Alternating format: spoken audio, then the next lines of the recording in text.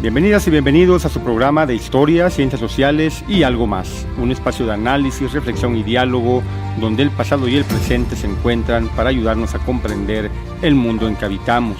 A lo largo de 30 minutos exploramos hechos históricos y problemáticas contemporáneas desde la mirada crítica de la historia y las ciencias sociales.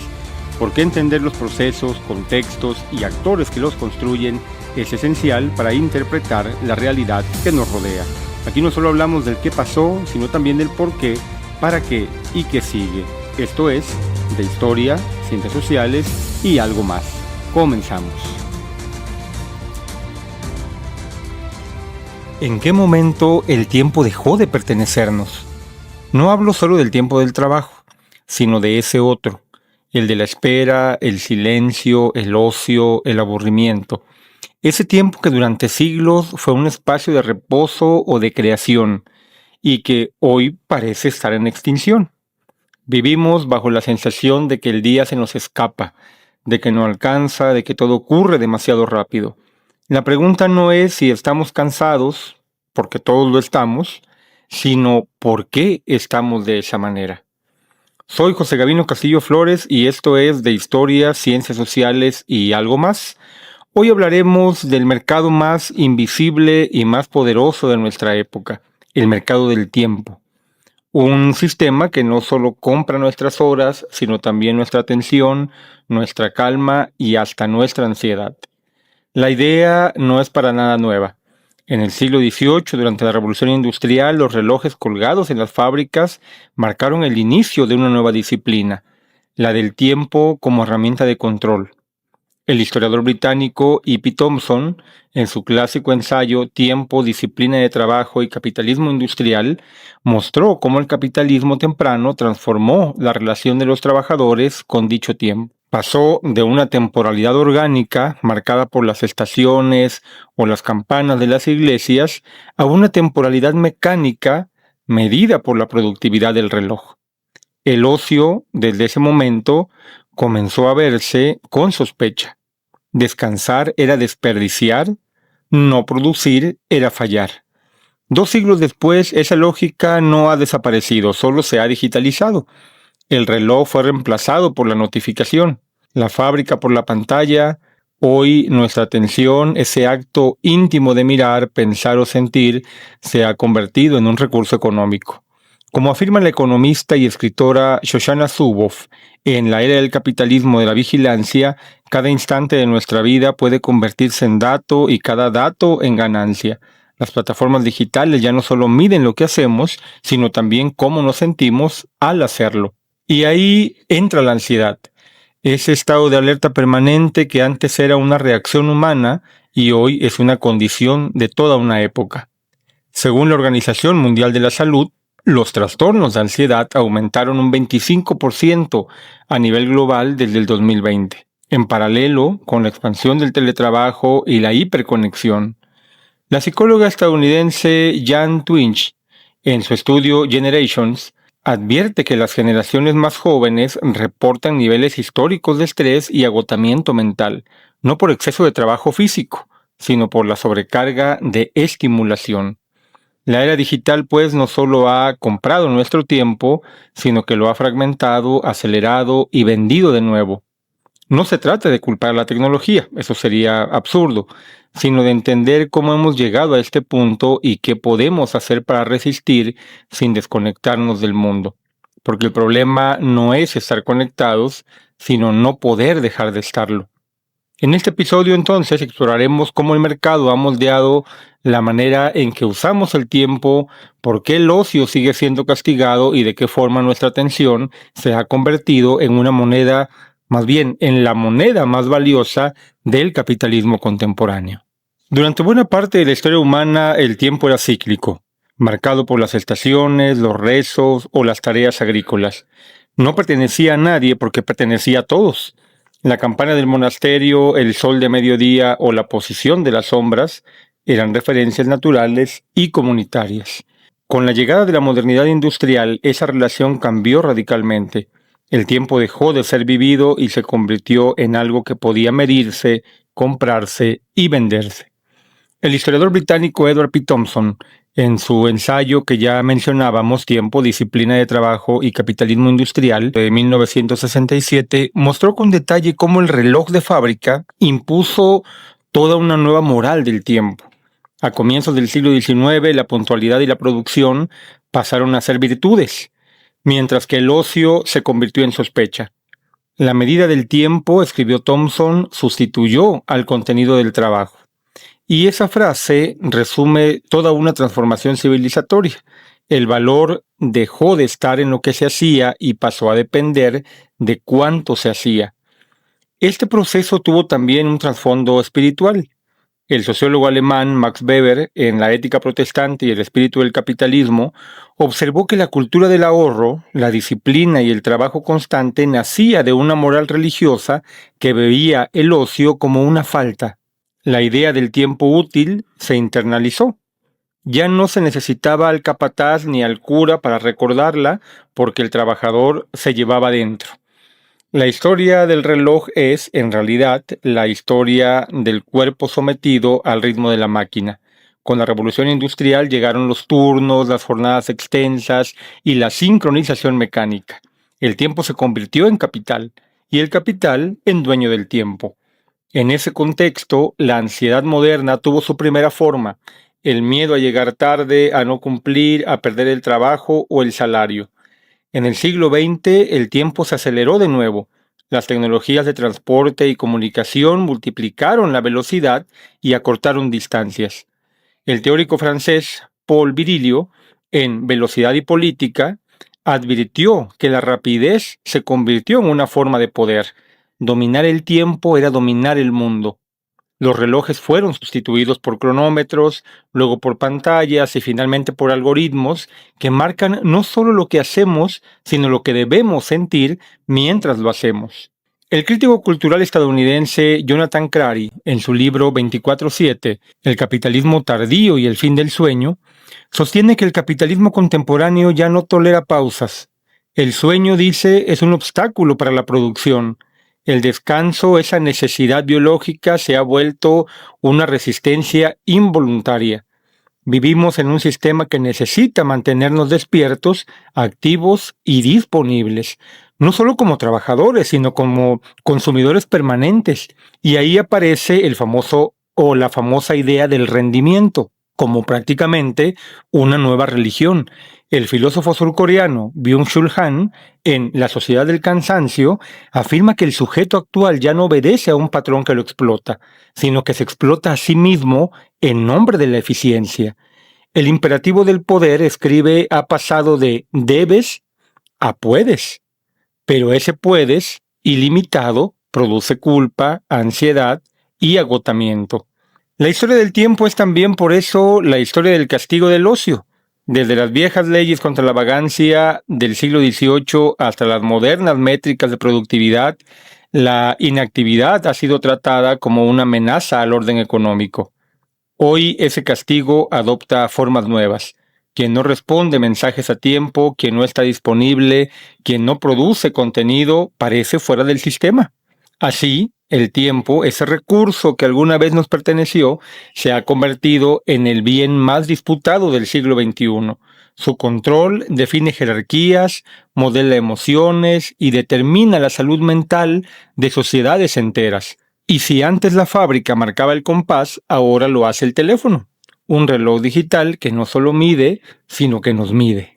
El siglo XX no solo trajo la máquina, también trajo la producción en masa y trajo una nueva relación con la velocidad. Si la revolución industrial nos enseñó a medir el tiempo, el siglo de la tecnología nos enseñó a acelerarlo. La modernidad descubrió que el movimiento era rentable. En el siglo XXI, esa aceleración se convirtió en norma. Vivimos, trabajamos y descansamos en modo rápido. El sociólogo alemán Hartmut Rosa, en su libro Aceleración y Alienación, define esa tendencia como una expansión permanente de la vida social bajo el imperativo de la eficiencia. Cuanto más rápido circula la información, los bienes y las emociones, más crece el sistema.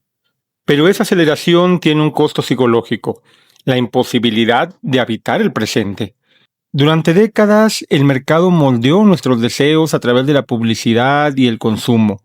Hoy esa capacidad ha sido absorbida por las plataformas digitales que ya no se limitan a vender productos, venden nuestra propia atención. Lo que el investigador estadounidense Tristan Harris, exdiseñador de Google y fundador del Centro para la Tecnología Humana, llama la economía de la distracción planificada. En una entrevista con The Guardian, Harris explicaba, por ejemplo, que las aplicaciones no compiten por usuarios. No tenemos que equivocarnos, compiten por segundos de conciencia. Cada notificación, cada sonido, cada icono rojo está diseñado para producir una pequeña descarga de dopamina, el neurotransmisor del placer y la anticipación. El resultado es una arquitectura emocional perfectamente calculada, un entorno donde la ansiedad no es un error, sino una herramienta funcional. El cerebro humano, explica la neuropsicóloga Susan Davis, profesora de Harvard y autora de Agilidad Emocional, busca certidumbre y recompensa. Las plataformas lo saben y lo explotan. Cada actualización pendiente, cada visto o no leído, activa en nosotros una microdosis de estrés que nos mantiene conectados. Un informe de la Organización Mundial de la Salud, publicado apenas el año pasado, en 2024, reveló que los casos de trastornos de ansiedad se incrementaron un 25% en la década posterior al inicio de la hiperconexión global. Las cifras coinciden con las de Digital Global Report de 2025. El usuario promedio pasa 6 horas y 38 minutos diarios frente a una pantalla y desbloquea el teléfono alrededor de 90 veces al día. La conexión, pues, se ha vuelto una compulsión. El crítico cultural Jonathan Crary, en el texto que ya mencionábamos, 24/7, señala que la economía digital busca eliminar los intervalos, el descanso, el sueño, la pausa. El sistema dice, no tolera vacíos de actividad, y en esa lógica el ocio libre se convierte en una amenaza. Lo que antes era descanso hoy es improductividad. Lo que era silencio hoy es desconexión peligrosa. La filósofa británica Claire Crawford, especialista en inteligencia artificial y autora de Atlas de Inteligencia Artificial, advierte que el capitalismo digital no solo acumula datos, reconfigura las emociones colectivas. Los algoritmos en ese sentido aprenden qué nos gusta, qué nos asusta, qué nos entretiene, qué nos hace enojar. Cada emoción registrada, escribe Crawford, es materia prima para una máquina que no descansa. Así, la ansiedad, que en otras épocas podía ser interpretada como una experiencia íntima, incluso espiritual, se convierte hoy en un recurso económico medible. Las plataformas las cultivan porque la ansiedad nos mantiene mirando, actualizando, consumiendo. Lo que alguna vez fue un síntoma, ahora es un modelo de negocio.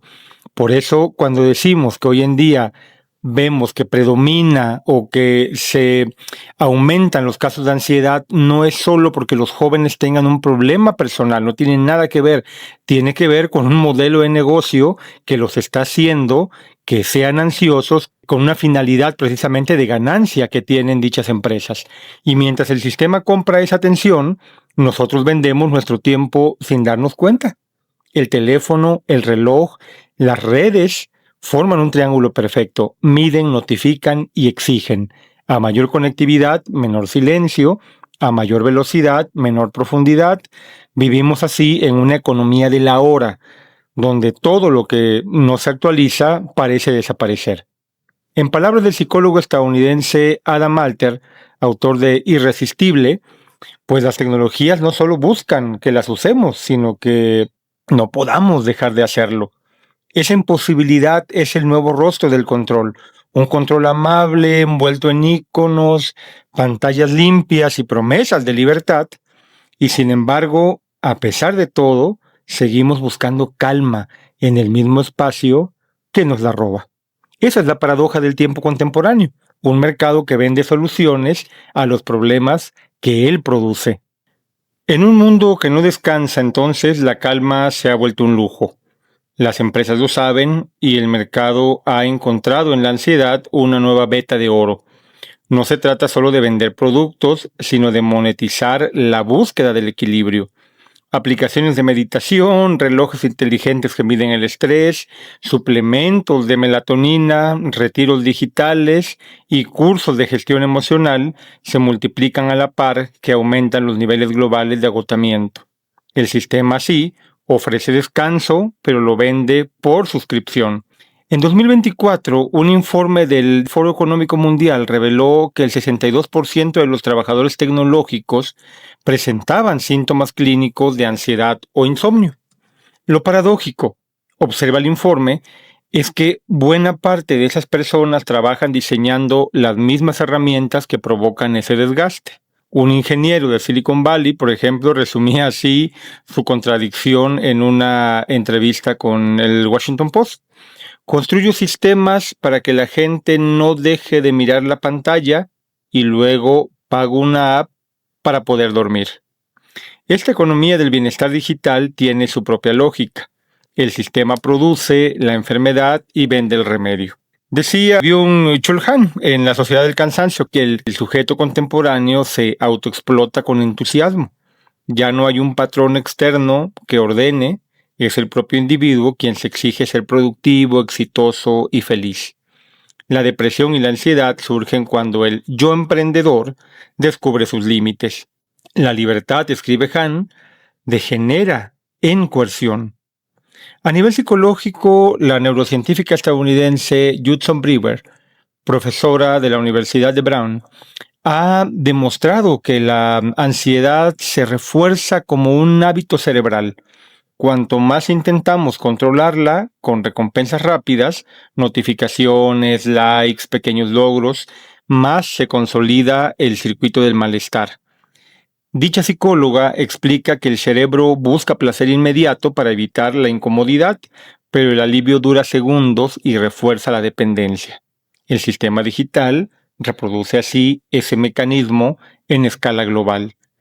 De esa manera, el capitalismo actual no solo se sostiene en la producción material, sino en la gestión emocional. La ansiedad se convierte en una forma de energía social. Nos mantiene despiertos, conectados, comprando. Los discursos de autocuidado o motivación personal, muy presentes en redes sociales y plataformas de contenido, tienden a individualizar el malestar. Nos dicen que el problema está en nosotros, no en el sistema.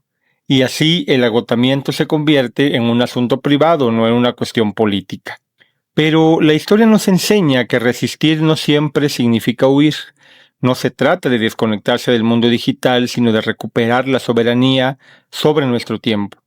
La psicóloga española María Álvarez, de la Universidad Autónoma de Madrid, en su investigación Cultura de la hiperconexión y ansiedad juvenil, sugiere que las nuevas generaciones están desarrollando prácticas de resistencia digital. Desactivar notificaciones, limitar horas de pantalla, leer sin multitarea o reservar espacios de silencio consciente. Pequeños gestos, pero profundamente políticos. Lo que está en juego no es solo nuestra atención, sino nuestra capacidad de estar presentes. El sociólogo alemán Hartmut Rosa, que ya citábamos, plantea en su texto Resonancia que la salud social no depende de la velocidad, sino de la capacidad de conectar con el mundo de manera significativa. Esa resonancia se destruye cuando el tiempo se reduce a cronómetro y se recupera cuando logramos sentirlo de nuevo. En una conversación sin prisa, en un paseo, en un libro leído sin interrupciones, ahí es donde está la clave para hacerlo. Quizá resistir en la era digital no signifique apagar el teléfono, sino reaprender a mirar sin miedo al silencio, porque el silencio en una época de gritos digitales es el último espacio de libertad. Y aunque el mercado del tiempo parece haberlo comprado todo, aún queda una trinchera, el tiempo que decidimos no vender. Mirar hacia atrás nos permite entender entonces que cada época ha tenido su forma de administrar el tiempo y con ella sus propios malestares. En el mundo agrícola, el tiempo estaba ligado al ritmo de la naturaleza, en la era industrial, al sonido del reloj y la sirena de la fábrica. Hoy, en el siglo XXI, el tiempo pertenece a la red. Se mide en notificaciones, en horas frente a pantallas, en contenidos que desaparecen a las 24 horas. Lo que antes era trabajo se ha transformado en rendimiento. y lo que era ocio en culpa. La ansiedad contemporánea nace de esa contradicción. Queremos descansar, pero sentimos que no deberíamos. Nos hemos convertido en administradores de nuestro propio cansancio, intentando equilibrar lo incontrolable. Históricamente, el poder económico siempre ha necesitado organizar el tiempo para sostenerse. Desde el reloj de las fábricas hasta los calendarios digitales, el control temporal ha sido un modo de control social. La diferencia es que hoy ese control ya no impone horarios, sino que nos reduce con la ilusión de la libertad. Nadie nos obliga a mirar el teléfono, pero lo miramos. Nadie nos exige estar disponibles, pero tenemos que estarlo. La psicología y la neurociencia confirman que esta sobrecarga constante altera nuestro sistema nervioso. La ansiedad deja de ser un trastorno individual para convertirse en un estado social generalizado. Y en este contexto, la calma, antes un estado natural, se ha transformado en un producto escaso, prácticamente de lujo. Sin embargo, la historia también nos enseña que toda estructura de poder genera formas de resistencia. Durante el siglo XIX, los obreros lucharon por el derecho al descanso, en el XX por el ocio y la jornada digna. Hoy la batalla parece más sutil, recuperar la atención, el silencio y el derecho a desconectarse sin culpa. La solución no es rechazar la tecnología, sino reeducar la relación con ella, entender que los dispositivos son herramientas y no amos, que el tiempo propio no se defiende huyendo del mundo digital, sino usándolo con conciencia. Resistir en este contexto no significa tampoco desaparecer de la red, sino no dejar que la red borre nuestra humanidad. Porque lo que está en disputa no es solo el reloj ni la pantalla, sino algo más profundo, la experiencia del presente. El mercado del tiempo no podrá comprarnos del todo mientras sigamos recordando que hay instantes, una conversación, una caminata, un silencio compartido, que ningún algoritmo puede medir. El tiempo entonces es una creación humana, pero también su prisión. Lo inventamos para organizarnos y terminamos organizando nuestras vidas alrededor de él. Hoy, en plena era digital, ya no solo contamos las horas, contamos los clics, los mensajes, los likes, los minutos de atención. Y sin embargo, en medio de ese ruido todavía podemos detenernos, respirar, pensar. El silencio, ese viejo compañero del pensamiento, sigue allí, esperando a quien quiera escucharlo. Quizá el verdadero acto de libertad en este siglo no es conectarse, sino elegir cuándo conectarse. Quizá la resistencia no consista en apagar la pantalla, sino en no dejar que su brillo nos impida mirar hacia otro lado. Soy José Gavino Castillo Flores y esto fue de Historia, Ciencias Sociales y algo más. Hoy en el episodio titulado El mercado del tiempo, ansiedad y atención en el capitalismo digital, reflexionamos sobre cómo el sistema económico ha comprado nuestro tiempo, castigado el ocio y transformado la atención en una nueva forma de poder. Este episodio buscó entender qué nos está pasando en una era donde la conexión permanente promete libertad, pero produce cansancio, donde la calma se compra y la ansiedad se mide en clics. Porque la historia también se escribe con relojes, con pantallas y con los cuerpos cansados que buscan sentido. Acompáñenos en el próximo episodio donde seguiremos pensando cómo las transformaciones del mundo contemporáneo moldean nuestras vidas y nuestras emociones. Porque la historia también se escucha. Que tengas un excelente día o noche, dependiendo de dónde nos estés escuchando y la hora en que lo hagas. Gracias por estar con nosotros siempre pensando en las problemáticas contemporáneas de este mundo que a veces parece ser sumamente caótico. Hasta la próxima.